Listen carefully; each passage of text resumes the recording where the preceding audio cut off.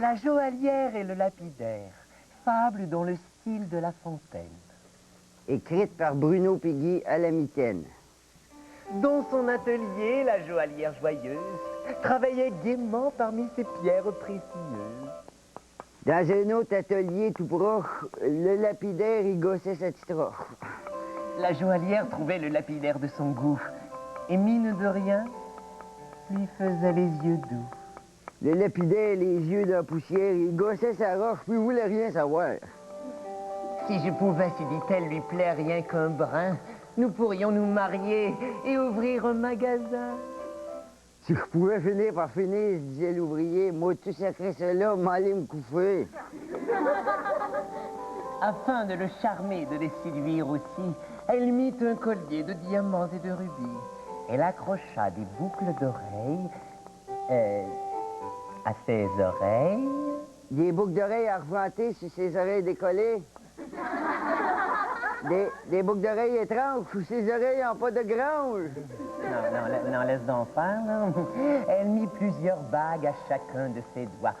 C'est pas des farces, ça en faisait 43. Et elle mit dans ses cheveux qui brillent une couronne. À marcher de même, la pauvre fille, elle devait peser au moins 2 tonnes. Elle s'en va doucement vers son beau lapidaire, nu-pied dans la nuit d'hiver. Elle regarde les flocons tomber partout, tous scintillants comme ses bijoux. Puis en passant sur une plaque de glace, elle s'en faire pas tombe en pleine face. Avec tous ces bijoux lourds et empêtrés, elle n'est plus capable de se relever. Un peu plus tard, le lapidaire se mit en route pour aller chercher une pétaque au casse-croûte. Il passe tout près de la joaillière, qui était là, étendue par terre. Va-t-il l'aider? Lui prendre le bras pour la relever? Ben non, il a pas vu la joaillière effoirée dans la rue. Il était tombé un pouce de neige dessus. Hein? Voyons, c'est ça. Un peu plus tard, le lapidaire décida de réorienter sa carrière et il s'en alla vivre dans un village au fin fond du Mexique pour travailler le recyclage des déchets toxiques. La joaillière restait là 2 mois, le nez pogné dans le verglas. La morale de cette histoire? C'est ça qui est ça.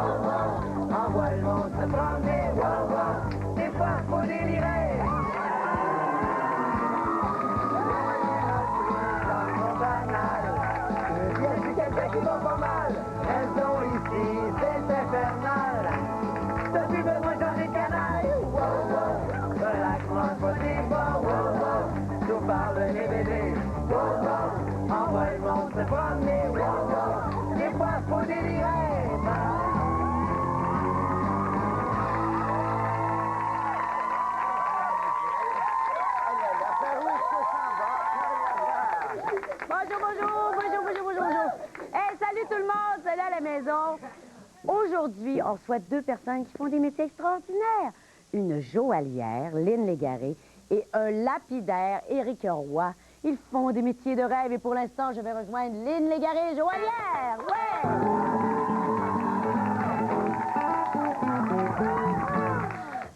Bonjour, Lynn. Alors, merci d'être venue à l'émission. Écoute, c'est vrai que toi, tu fais un métier qui nous fait rêver. Tu travailles de l'or, de l'argent. On dit, mon Dieu, passe tes journées dans l'or et l'argent, mais tu travailles fort.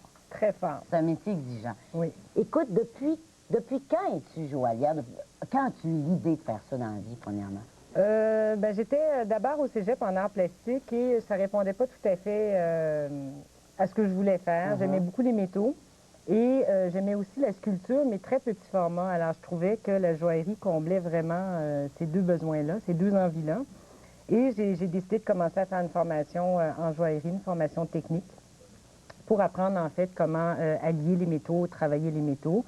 Et ensuite, j'ai fait également une formation avec un joaillier à Montréal en apprentissage dans son atelier de 2 ans. Alors, ça fait environ 15 ans. 15 ans que tu fais ça. Est-ce qu'il y a À peu beaucoup de près. filles qui sont joaillières? C'est un métier qui était plus pratiqué par les hommes. Anciennement, oui, on retrouvait dans les ateliers pratiquement que des hommes. Aujourd'hui, parce que moi, je fais de la formation également en joaillerie au Cégep du Vieux-Montréal, je dirais que sur 16 étudiants, généralement, on a 14 filles, 2 gars. Ah oui? Oui. C'est l'inverse qui se Oui. produit maintenant. Écoute, on voit ici des pièces que tu as faites. C'est extraordinaire. Qu'est-ce que tu veux? On voudrait partir avec le coussin au complet chez nous. C'est beau. Tu vas m'expliquer, il y a des techniques. On voit aussi, on va voir des photos ici pendant l'entrevue, des choses que tu fais. C'est pas mal, je te le dis tout de suite. Alors, écoute, il y a des techniques particulières pour faire des bijoux. Oui. Pas vraiment comme Bruno faisait tout à l'heure. Pas vraiment, Ça ressemble pas non. vraiment à ça. Mais quelle technique, toi, t'emploies pour faire tes bijoux? Ben, disons qu'en joaillerie comme telle, il y a 2 grandes techniques. La première technique, c'est une technique d'assemblage et de construction.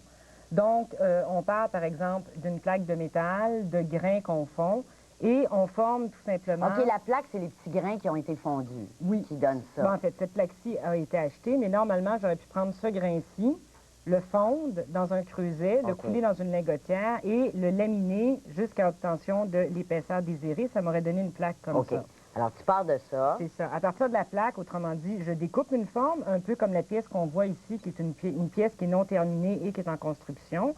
J'ai découpé la forme dedans et ensuite, je l'ai formée à l'aide de matrices dans du bois pour donner les courbes. OK. Et ensuite, j'ai soudé un élément qui est fait en fil et qui va faire tout le tour de la pièce. Et il va y avoir d'autres ajouts un peu au fur et à mesure OK. sur la pièce. Ça, c'est une pièce qui est faite en construction, comme toutes les pièces qu'on voit ici. La deuxième technique, c'est une technique qu'on appelle à la cire perdue. Ça veut donc dire qu'on sculpte une pièce à partir d'un bloc de cire. OK, la forme que tu veux, tu la sculptes Tu la là-dedans au sculptes départ. là-dedans, ou tu prends une cire qui est molle et la pièce, en fait, tu la modèles dans ta cire molle. Dans ce cas-ci, en fait, c'est une cire qui est dure. Je coupe une tranche dedans, je fais mon modèle, et ensuite, je coule mon premier modèle, et ça donne, en fait, ce que l'on voit ici. OK. Ce que l'on voit ici, tu t'es inspiré, il faut le dire, je ne sais pas si on le voit bien. C'est inspiré d'une œuvre qu'on retrouve... Au Musée des Beaux-Arts, en fait. Ça, c'est une pièce de production qui a été réalisée dans le cadre d'un projet avec le Musée OK. des Beaux-Arts, qui OK. étaient des pièces d'inspiration à partir de pièces existantes de la collection permanente. OK. Alors, tu coules ça, tu mets ton Je fais mon modèle en cire. modèle en cire là-dedans, dans ton petit moule? Non, en fait, je fais un modèle en cire. Ensuite, je mets le modèle dans un cylindre de métal. Je coule du plâtre dessus. OK. Je prends ce cylindre-là, je le mets au four pour une durée environ de 5 heures. La cire se perd. C'est pour ça qu'on appelle ça la cire La perdue. cire perdue, Elle voilà. coule. Non, Bruno, et ça c'est ridicule. Excusez-moi. Qu'est-ce qu'il y a? Non, c'est parce qu'il y a quelque chose que... Non, mais je suis pas d'accord avec Bruno, là. Excusez-nous. Ouais. Lynn, c'est Bruno et Guy Bonjour, que vous avez vu bonjour, tout à l'heure. Lynn. Salut. Ça va bien? Bonjour, Eh, bien. regardez ça, les garçons, hein? C'est très C'est beau. Ça fait magnifique. rêver, hein? Moi, il y a quelque chose que je comprends pas. Là. Pouvez-vous me dire, toi, dis rien, là, qu'est-ce que c'est un Winnebago? Ben, Winnebago, c'est du monde qui sont en Bermuda qui le chauffent pas en Floride. C'est quoi, c'est ça? C'est un... L'auto, Bon, un bon, c'est ça, il y a un camion, là. Un mal de dos en Non, ça, Winnebago. non. Non, c'est un lumbago. Ah, c'est ça. Bon, Pourquoi? OK, non, c'est C'est pour juste ça. ça que vous êtes venu? Ouais, Pour voir? Oui, Bon, on va vous montrer quelque chose, regardez bien. c'est pour ça que le monsieur n'a pas compris. Parce que le monsieur n'a pas compris, mais... On va voir. J'ai l'impression d'avoir une patate chaude dans la bouche aujourd'hui. Particulier.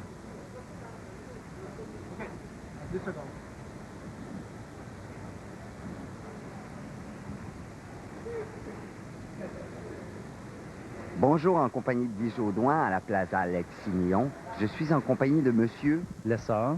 Bonjour, monsieur Lessard. Monsieur Bonjour. Lessard, vous venez souvent ici à la Plaza Alexis-Millon. Moi, je viens ici une fois ou deux par semaine, à cause que c'est près de mon travail.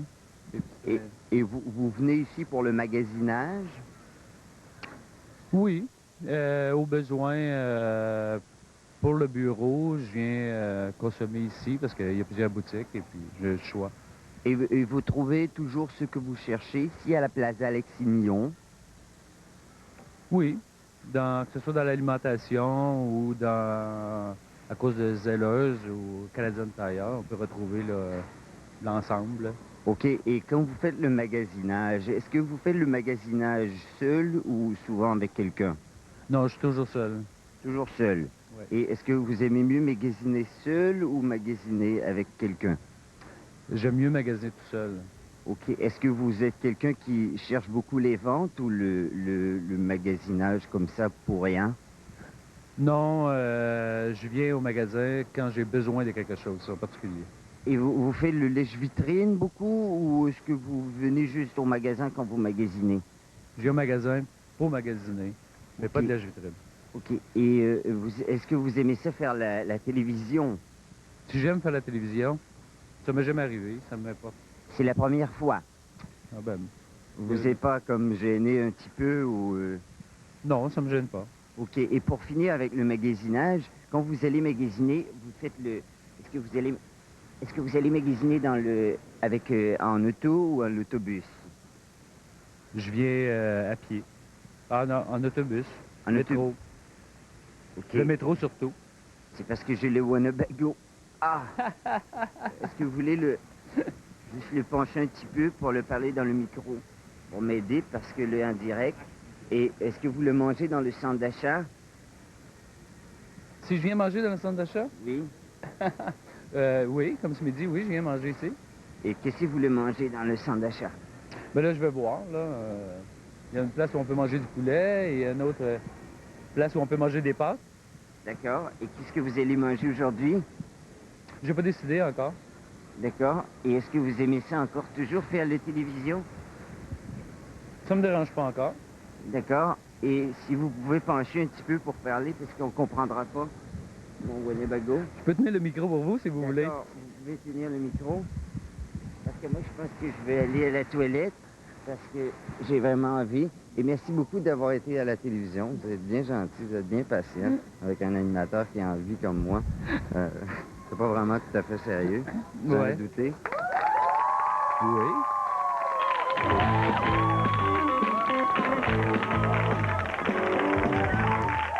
Alors, on reçoit aujourd'hui un tailleur de pierre, un lapidaire, Éric Roy. Oui! Éric, premièrement, lapidaire, moi je pensais que c'était quelqu'un qui s'occupait de lampadaire ou quelqu'un qui tirait des roches, qui lapidait du monde. C'est un vrai mot, C'est pas lapidaire. vrai, c'est moi. C'est toi, tu C'est es un moi, lapidaire oui. et tu tailles des Ça pierres. s'appelle comme ça un tailleur de pierre. Est-ce que ça fait longtemps que tu fais ça? Ça fait 20 ans. Ouh, quand même, t'en es pas à ta première roche. Non, la preuve. La preuve, on a des affaires extraordinaires ici. Premièrement, les pierres. Comment tu fais pour savoir qu'une pierre est bonne à travailler ou non? Il faut en avoir vu beaucoup. C'est juste Il- par l'expérience que... Oui, bien que n'importe qui va s'apercevoir de la couleur d'une pierre. Tu vois qu'il y a une belle couleur plus belle, celle-ci, que celle-là. Si tu regardes à travers un beau morceau de pierre, tu vois que la lumière passe bien à travers, ou si au contraire, c'est plein de toutes sortes d'inclusions dedans, on arrive à reconnaître assez Donc, simplement toi, comment on c'est ne la... passera pas un zircon pour un diamant, là. Non. Brut, non. Non, brut. Brut, non. Taillé, ça, c'est plus difficile à identifier. Parce qu'il y a des faussaires, presque, de pierre. Les tailles de pierre vont se ressembler dépendant de ce que tu fais. Si tu fais un zircon, tu peux le tailler comme un diamant, Comme un puis diamant. tu peux pas reconnaître l'une de l'autre. Écoute, moi, ce qui m'impressionne, c'est dans ton travail, c'est, écoute, je trouve que tu es un magicien, il faut le dire. Là, ici, on a une pierre brute, hein?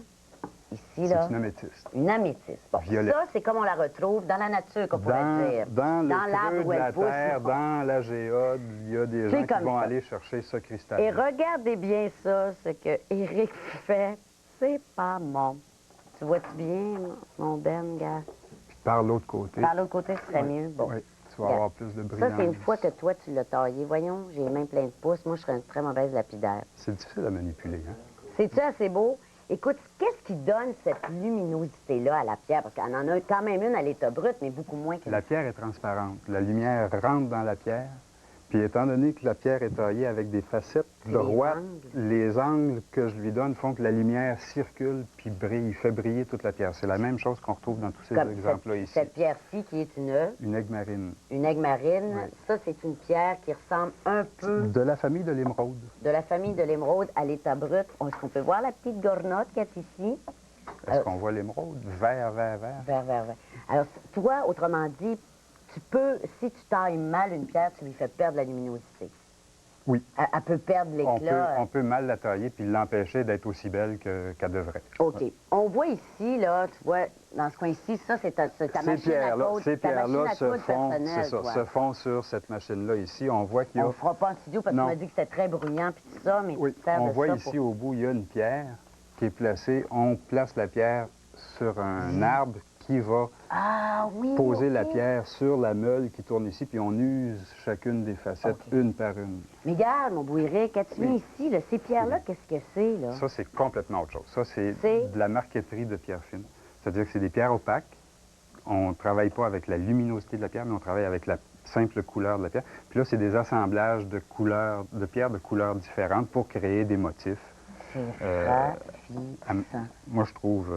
Toi, tu fais des bijoux extraordinaires. Puis après ça, bon, il y a des bijoux qui se font. Ça, ici, c'est une broche. Ça aussi, c'est D'où une broche. proviennent les pierres en général? Y a-t-il le pays de la roche mondiale? Il y a des pays où il y a beaucoup de pierres. Il y a le Brésil, la Tanzanie, le Madagascar. Ils ont tout, ils ont le soleil puis ils ont les pierres, eux autres. Ils ont la plage et tout. Ils ont la plage. Ils n'ont pas d'hiver. Écoute, ben, on pourrait en parler pendant des Ah, heures, mais on oui, va oui, revenir des tantôt. En tout cas, c'est merveilleux Merci ce que bien. tu fais. Merci, Éric, à tantôt.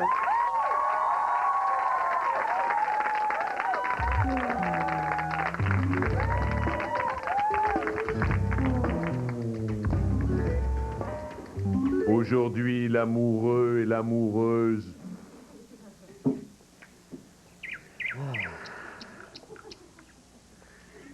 Je t'aime. Je t'aime moi aussi. Moi aussi, comment? Comment? Ben, beaucoup. Ben beaucoup. Moi, je t'aime plus que ça. Plus que ça? Plus que ça, comment? Je t'aime toute. Tout, c'est tout. Moi, là, tout mon moi aime tout ton toi. Moi, plus que mon moi, aime tout ton toi, toujours, tout le temps. Plus que ton toi? Plus que mon moi, mais jusque-là. Jusque-là, moi, c'est jusque-là, plus, jusque-là. Jusque-là. Mais moi, c'est plus, jusque-là. Mais plus...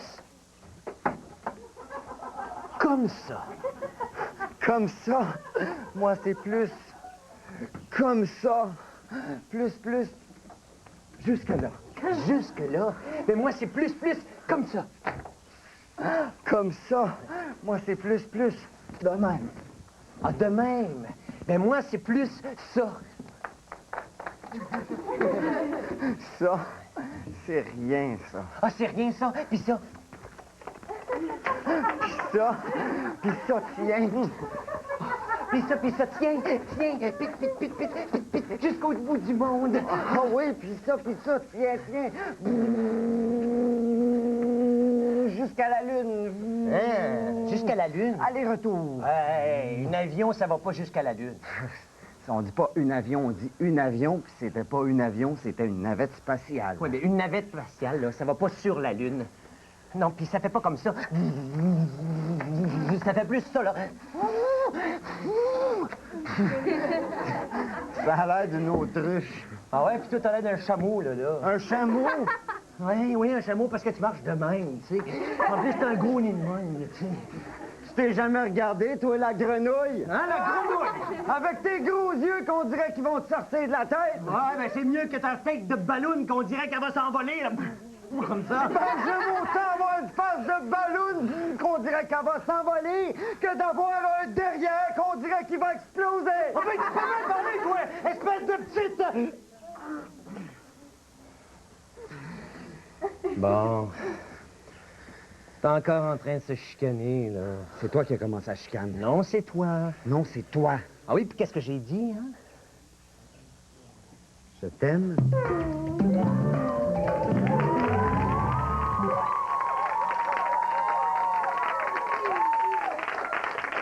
Alors, merci beaucoup, les gars. Ben, Lynn est revenue nous voir parce que vous avez sans doute compris qu'ils ont des métiers pas mal complémentaires, merci. Je veux dire, toi, comme joaillière, un bon lapidaire essentiel, j'imagine. Absolument essentiel. T'as- Un mauvais lapidaire, aucun intérêt. Aucun Un bon intérêt d'aller lapidaire, porter mon meilleur ce ami. que tu as fait de tes mains puis dire Oui. gâche-moi ça, toi, mauvais lapidaire que tu es. Mais en fait, c'est moi qui travaille à partir de ces pierres. Mais si les pierres sont mal taillées, il va y avoir des difficultés pour les monter et c'est aussi C'est moins par manque intéressant. d'intérêt. J'imagine, Éric, c'est la même chose pour toi.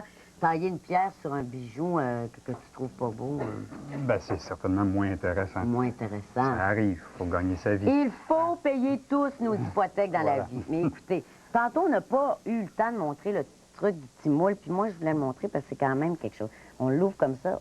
Alors, regardez, ça, c'est la forme que tu as coulée là-dedans dans le petit moule et qui a donné cette magnifique broche. Attends, on va l'ouvrir, on va le sortir. OK. Tu peux le sortir de là? Oui. Ensuite, on le sort et on Puis peut le en mettre dans le bon recouler. sens. Puis le mettre dans le bon sens. Alors, voyez-vous, écoutez, c'est du travail qui demande beaucoup, beaucoup de précision, finalement. Est-ce que ça vous arrive, tous les deux, de rater des pièces? Souvent. Ça, dans ce temps-là, qu'est-ce que tu fais avec la pierre? Peux-tu me l'envoyer T'en chez fais nous, une s'il plus vous plaît? petite. OK. T'enlèves comme tu prends... J'enlève ce qui est cassé. Comme puis une je refais- retaille de tarte, C'est ça, ça. tu C'est pas comme découpes. le métal qui se recoule, hein, Toi, comme c'est tout à ça que l'heure. tu fais? Tu recoules ton... Oui, ou on modifie le modèle, ou souvent les erreurs donnent de très bons résultats. Parce qu'ils nous oui, obligent c'est à vrai. trouver la solution qui va... Là, on voit à l'écran présentement, on voit une œuvre de... c'est une de tes pièces, mais il y a une pierre là-dessus. qui a été taillé par Éric, qui est un grenat, un très beau grenat qui est taillé de façon identique des deux côtés. Et Ça, est-ce que c'est une commande que vous aviez eue spéciale ou ça sort de ta tête? As-tu fait ça un croquis avant? j'ai fait un croquis, en fait. C'est une pièce que j'ai présentée dans un concours. Il y avait un thème. Le thème, c'était la passion. Et j'ai le travaillé à grenat. partir d'une pierre d'Éric. Puis toi, quand tu vois ça, est-ce que tu pourrais dire, admettons, ah non, moi, le grenat, je suis pas sûre, je te conseillerais plus telle ou telle pierre ou bien tête de cochon. Ben, puis comme Lynn disait tout à l'heure, Je l'ai Lynn acheté va- avant. Ah, c'est ça. avant, Lynn OK. va fonctionner à partir de la pierre C'est qu'elle ça. a choisie dans un échantillonnage quelconque, quoi. Ça, il faut le dire, vous faites des choses extraordinaires, vous êtes des créateurs d'ici, et c'est pas nécessaire de débourser 25 000 pour acheter des pièces de créateurs québécois. On peut en avoir à des prix abordables. C'est une affaire qu'on croit dans notre tête, mais c'est pas vrai, ça. Non, c'est pas vrai, parce qu'on peut très bien avoir des pièces à 200 à 300 Exactement. et peut-être même à moins cher. Ça dépend toujours des budgets. Veux-tu quelque chose? Excusez-moi, en parlant de créateur québécois, excusez-moi de vous interrompre, c'est l'heure des petites vues. Oh, écoutez, je vous amène au petit but, Éric.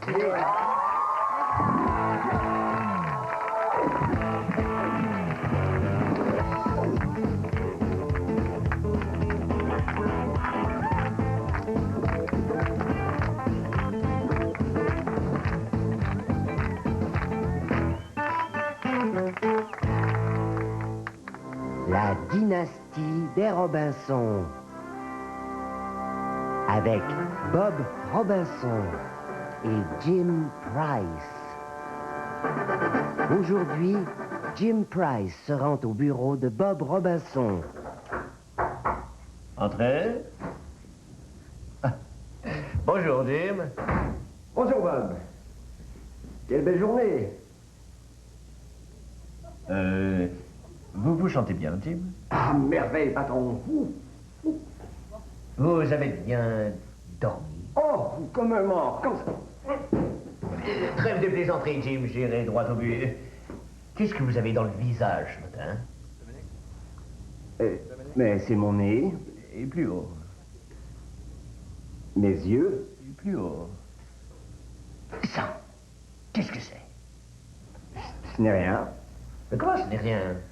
Vous avez dans le front une espèce de chou qui ressemble à un demi-pamplemousse et vous voulez me faire croire que ce n'est rien. Vous me prenez pour un safaron, monsieur Jim Price. Oui, patron. Vous avez raison, patron. C'est un demi-pamplemousse. D'accord. Et où est l'autre moitié du pamplemousse? Et voyons, où croyez-vous qu'elle soit? Je l'ai mangée, bien entendu. Logique. Vous mangez un demi-pamplemousse et vous vous collez l'autre moitié dans le front. Pas collée, pas collée. Elle est retenue par une élastique. Ah, j'aurais dû y penser, hein? Beaucoup plus confortable. Et ça fait longtemps que vous vous adonnez à ce petit passe-temps avec des pamplemousses. Avec le pamplemousse, non. Mais j'ai fait les pommes sur les fesses, les oranges autour du cou, le melon sur la tête et la carotte dans le... Stop. Pourquoi? Pourquoi quoi? Et pourquoi est-ce que vous vous accrochez des fruits et des légumes? Ah, pas que des fruits et des légumes, du poisson aussi à l'occasion. Mais pas trop souvent, vous savez, à cause de l'odeur. Du poisson. Du poisson. Comme un poisson d'avril, peut-être, c'est ça, hein? Non, de la truite. De la truite ou du brochet. Foutez-moi le camp. Foutez-moi le camp. Au revoir, Bob.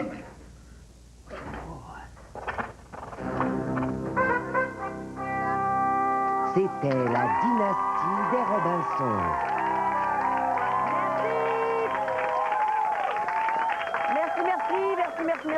Merci. Alors, écoutez, merci Lynn, merci Éric d'être venu à l'émission. Vous avez des métiers palpitants. Pour ceux que ça intéresserait, le métier de joaillier, joaillière, Cégep du Vieux-Montréal. Cégep du Vieux-Montréal. Vous donnez des cours. Alors, faites rêver les gens et faites-leur des bisous. Rendez-les heureux. Bye-bye tout le monde. Bye-bye à la maison. Bye-bye.